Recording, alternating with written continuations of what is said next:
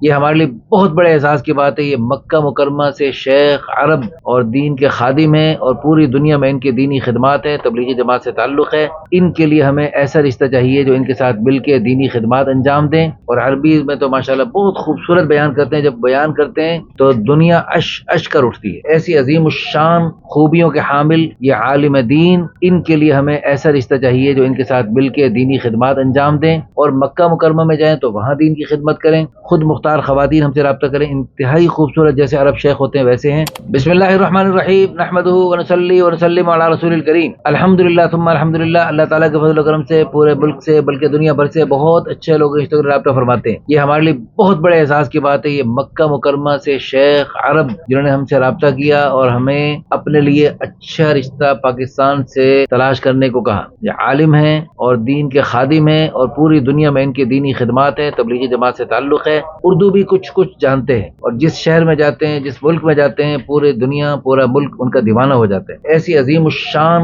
خوبیوں کے حامل یہ عالم دین، ان کے لیے ہمیں ایسا رشتہ چاہیے جو ان کے ساتھ مل کے دینی خدمات انجام دیں اور مکہ مکرمہ میں جائیں تو وہاں دین کی خدمت کریں۔ اس سلسلے میں ایسی خواتین کے جو سرپرست حضرات ہیں وہ فی الفور ہم سے رابطہ کریں، خود مختار خواتین ہم سے رابطہ کریں، انتہائی خوبصورت، جیسے عرب شیخ ہوتے ہیں ویسے ہیں۔ عمر ان کی 40 کے آس پاس ہے، صحت مند ہے ماشاءاللہ، فٹ ہیں، سب ٹھیک ہے ماشاءاللہ۔ بعض خواتین کے دینی جذبات سن کر وہ بہت متاثر ہوتے ہیں اور وہ حافظہ ہوں، عالمہ ہوں یا حافظہ عالمہ نہ بھی ہوں، دین کی خدمت کا جذبہ رکھتی ہوں، دنیاوی تعلیم بھی کچھ مناسب ہے تو بھی رابطہ کر سکتے ہیں۔ باقی وہ عربی انشاءاللہ خود بخود سکھا دیں گے اور اردو بھی وہ ماشاءاللہ کچھ نہ کچھ بول لیتے ہیں، گزارا کر لیتے ہیں۔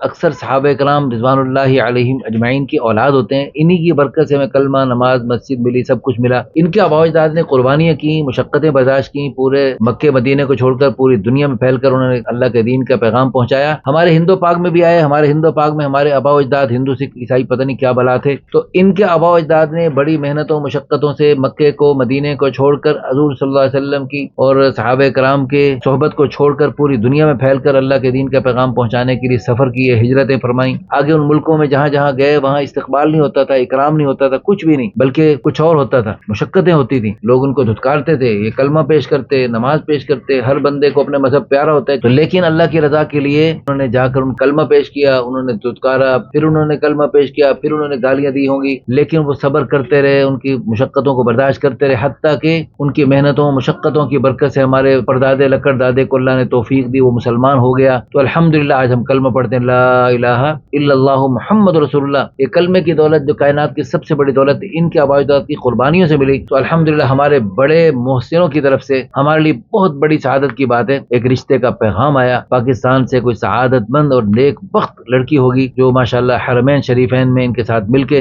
دین کی خدمت انجام دے گی، دنیا کے کونے کونے میں ان کے ساتھ مل کے دین کی۔ ہماری دل سے دعا ہے اللہ پاک ہمیں اس عرب شیخ کی چاہت کو پورا کرنے کی اور اپنے لیے سعادت سمجھنے کی توفیق عطا فرمائے۔ اس ویڈیو کو لائک کر کے، اچھے اچھے کمنٹس کر کے، حضرت شیخ کو دعائیں دے کر آپ بھی مبارک جوڑے کے وجود میں آنے کا ذریعہ بن سکتے ہیں، لیکن شیطان آپ کو روکے گا تو آپ نے شیطان سے مقابلہ کرنا ہے اور اس میں ہمت نہیں ہارنی۔ جزاکم اللہ خیرہ۔